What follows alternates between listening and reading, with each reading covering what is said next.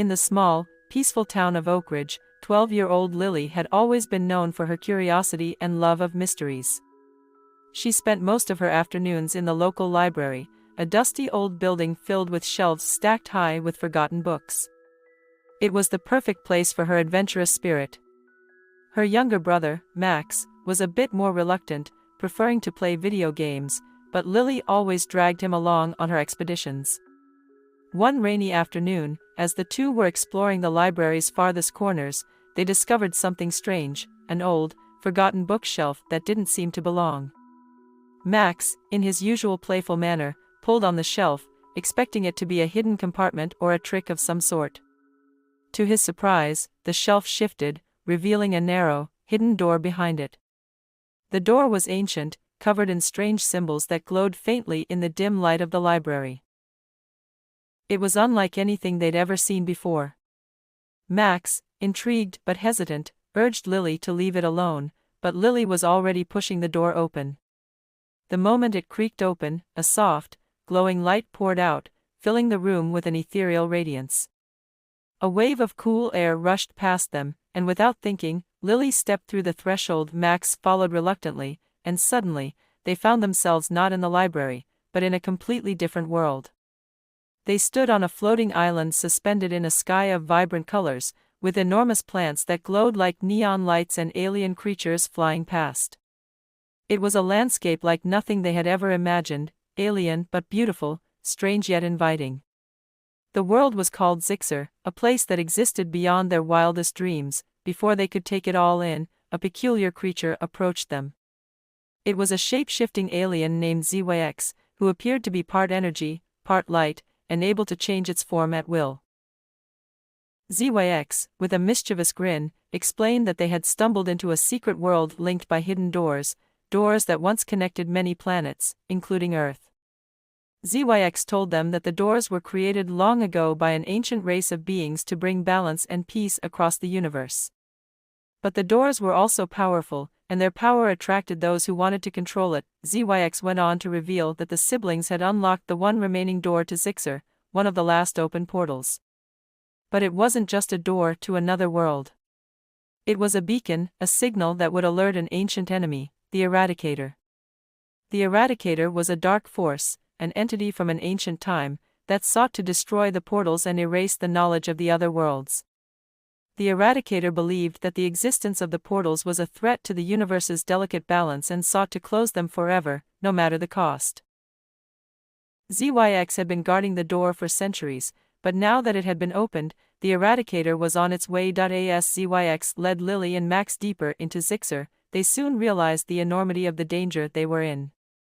The landscape changed from serene and magical to eerie and foreboding.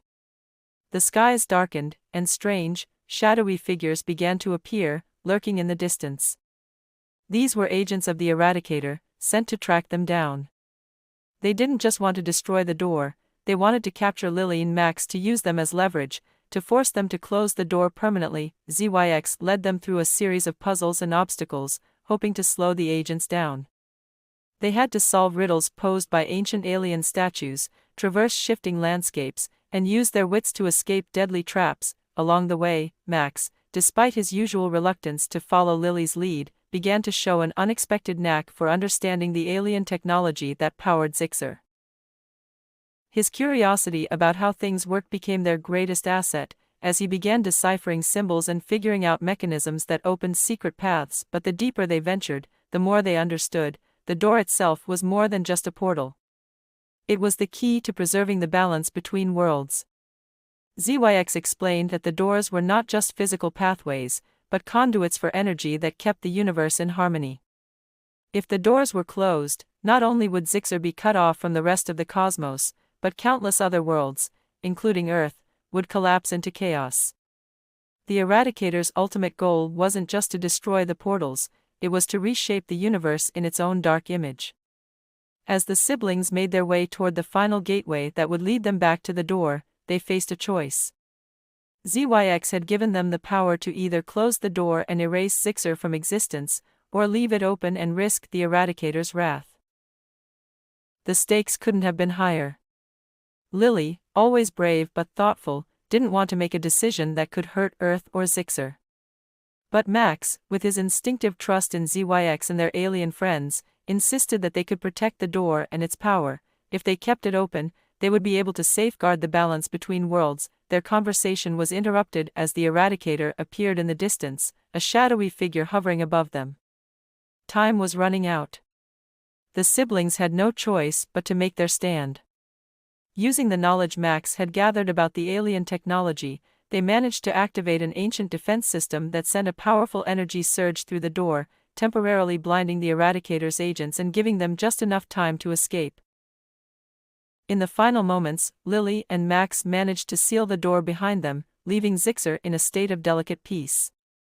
They returned to the library just as the door closed, the symbols on the old bookshelf once again hidden from sight. But their adventure had changed them forever. They now knew that beyond their world, countless others existed, each with its own mysteries, its own doors, and perhaps even its own guardians.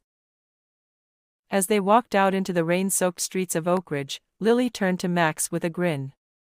"What if there's more out there?" she asked. Max just smiled.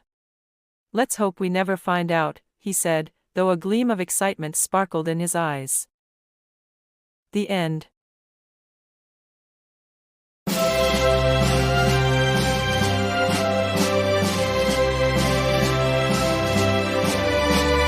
Subscribe to my channel.